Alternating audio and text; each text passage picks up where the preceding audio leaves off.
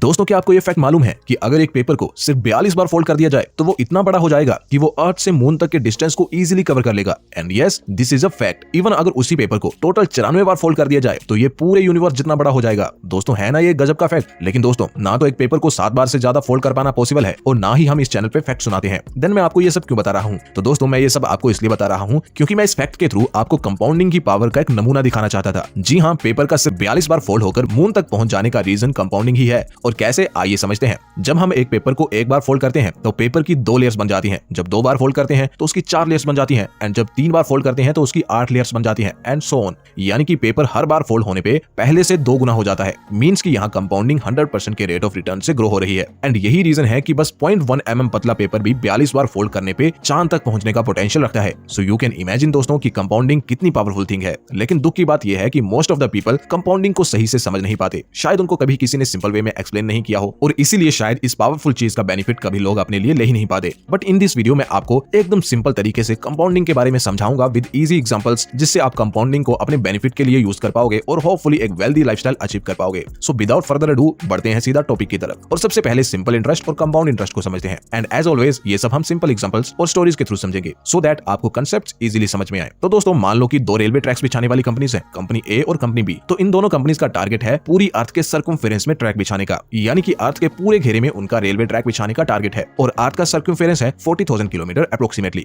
तो अर्थ के सर्कमफेरेंस में रेलवे ट्रैक बिछाने की दोनों कंपनीज की स्ट्रेटेजीज कुछ इस तरह की हैं। कंपनी ए ने प्लान बनाया है कि वो डेली का 100 किलोमीटर का ट्रैक बिछाएगी जब तक कि वो अपने टारगेट तक नहीं पहुंच जाती। दूसरी ओर कंपनी बी का प्लान है कि वो सिर्फ 100 मीटर ट्रैक से शुरुआत करेगी और डेली उसे डबल करती जाएगी। यानी कि डे 1 पे कंपनी बी सिर्फ 100 मीटर ट्रैक बिछाएगी, डे 2 पे 200 मीटर और डे 3 पे 400 मीटर और ऐसे ही वो तब तक करती रहेगी जब तक कि वो अपने टारगेट तक नहीं पहुंच जाती, यानी कि अर्थ के पूरे सर्कमफेरेंस में रेलवे ट्रैक को नहीं बिछा लेती। तो अब आप मुझे बताओ कि कौन सी कंपनी पहले पूरे अर्थ के सर्कमफेरेंस में ट्रैक बिछा लेगी? आई नो ज्यादातर लोगों का आंसर होगा company A. And first look में देखने से लगता भी यही है, because company A 100 kilometre daily का ट्रैक बिछा रही है, वही कंपनी बी बस 100 मीटर से शुरुआत कर रही है। लेकिन रियलिटी में इसका एकदम उल्टा होगा। कंपनी बी, जिसने की सिर्फ 100 मीटर ट्रैक बिछाने से शुरुआत करी थी, कंपनी ए से पहले टारगेट अचीव कर लेगी। एंड शौक तो आपको ये सुन के लगेगा कि कंपनी बी सिर्फ 19 दिन में ही पूरी अर्थ के सर्कमफेरेंस में ट्रैक बिछा देगी अपनी इस स्ट्रेटेजी के चलते, जबकि कंपनी ए, जो कि डेली का 100 किलोमीटर का ट्रैक बिछा रही थी, उसे 400 दिन लगेंगे टारगेट अचीव करने में। सो अगेन आप देख सकते हो कि कंपाउंडिंग में कितनी पावर होती है। इस एग्जांपल में company A simple interest formula पर काम कर रही थी, जबकि company B compound interest formula पर काम कर रही थी। तो आप देख ही सकते हो कि सिंपल इंटरेस्ट में ग्रोथ लीनियर होती है, जबकि कंपाउंड इंटरेस्ट में ग्रोथ एक्सपोनेंशियल होती है।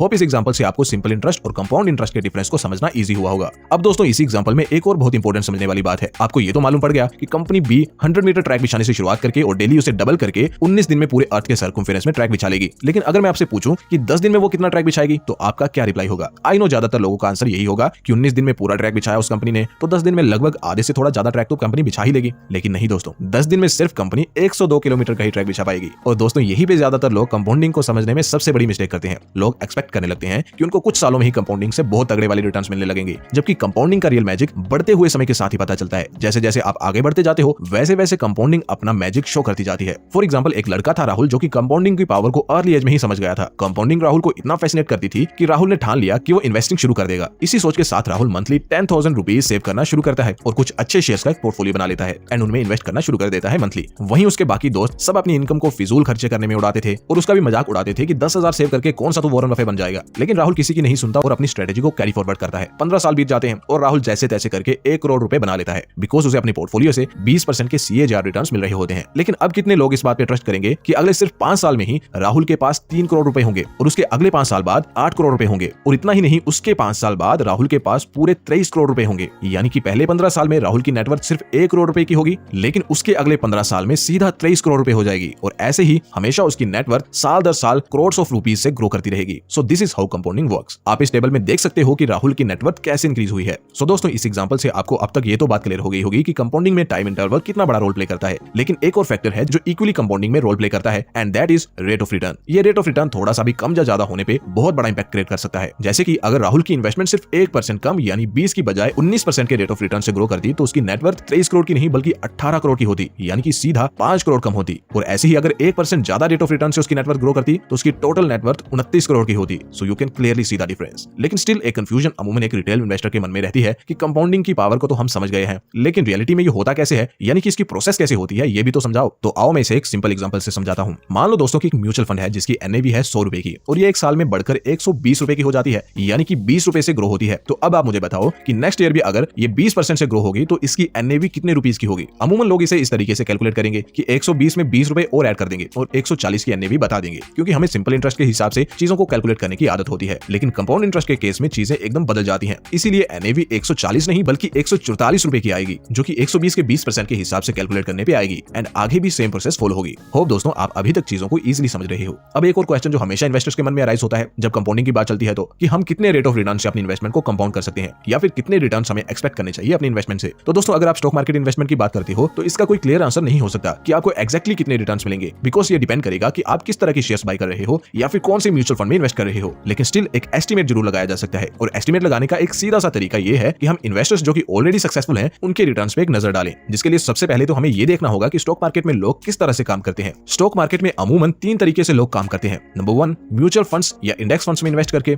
नंबर 2 इंडिविजुअल स्टॉक्स में इन्वेस्ट करके, और नंबर 3 ट्रेडिंग करके। नंबर 1 जो कि सबसे सेफ इन्वेस्टमेंट भी मानी जाती है स्टॉक मार्केट में, यानी कि म्यूचुअल फंड इन्वेस्टमेंट, इसमें आप एक अच्छे म्यूचुअल फंड से लॉन्ग टर्म में 12 से 15% के बीच के रिटर्न्स एक्सपेक्ट कर सकते हो। नंबर 2 इंडिविजुअल स्टॉक्स जो कि म्यूचुअल फंड से थोड़ी ज्यादा रिस्की इन्वेस्टमेंट मानी जाती है, इससे आप 18 के 20% के रिटर्न्स एक्सपेक्ट कर सकते हो, बिकॉज जितने भी सक्सेसफुल स्टॉक इन्वेस्टर्स हैं जैसे कि mister Warren Buffett, late Shri Rakesh Jhunjhunwala, Vijay Kedia और बाकी अदर वैल्यू इन्वेस्टर्स के भी एवरेज एनुअल रिटर्न्स 20% के आसपास के ही हैं। सो हम इससे एक रफ एस्टीमेट लगा सकते हैं कि हम भी अगर अच्छी रिसर्च करें और गुड ग्रोथ शेयर्स का एक पोर्टफोलियो बनाकर उनमें इन्वेस्ट करें तो हम भी इनके जितने रिटर्न्स यानी कि 18 से 20% के रिटर्न्स की उम्मीद लगा सकते हैं। लेकिन दोस्तों कीप इन माइंड, शेयर्स को पिक करने के लिए राइट एनालिसिस और गुड रिसर्च की बहुत जरूरत होती है। उसके बिना शेयर्स में इन्वेस्ट करना अंधेरे में तीर मारने जैसा होता है। So always invest wisely. Number 3 है ट्रेडिंग। दोस्तों वैसे तो ट्रेडिंग और इन्वेस्टिंग दो अलग अलग चीजें हैं। ट्रेडिंग को इन्वेस्टिंग की तरह बिल्कुल भी ट्रीट नहीं किया जाना चाहिए। ट्रेडिंग के लिए बहुत अलग स्किल्स और बहुत ही हाई रिस्क मैनेजमेंट की रिक्वायरमेंट होती है। लेकिन जो लोग इसमें मास्टर बन जाते हैं, नो डाउट उनको बहुत ही एक्स्ट्रा ऑर्डिनरी रिटर्न्स मिलते हैं। लेकिन इसकी डाउनसाइड ये है कि इसमें सक्सेस रेट बहुत कम है। Jim Simons, George Soros, Jesse Livermore और इंडिया में लेट श्री राकेश झुनझुनवाला, राधा कृष्ण दमानी और पीआर सुंदर जैसे कई सारे सक्सेसफुल ट्रेडर्स हैं जिन्होंने अपनी ट्रेडिंग जर्नी से अच्छे खासे रिटर्न जनरेट करे हैं। और अगर आप इनको स्टडी करोगे तो यू विल फाइंड कि इन्होंने लॉन्ग टर्म में अपनी ट्रेडिंग से 40 से 60% के बीच के रिटर्न्स लिए हैं। सो या दोस्तों अब आप देख लो कि आप तीनों में से कौन सी ब्रैकेट में फिट बैठते हो, उस हिसाब से आप एक्सपेक्ट कर पाओगे कि कितने रिटर्न्स आपको मिल सकते हैं। बट एक डिस्क्लेमर कि स्टॉक मार्केट इन्वेस्टिंग या फिर ट्रेडिंग में रिस्क इन्वॉल्व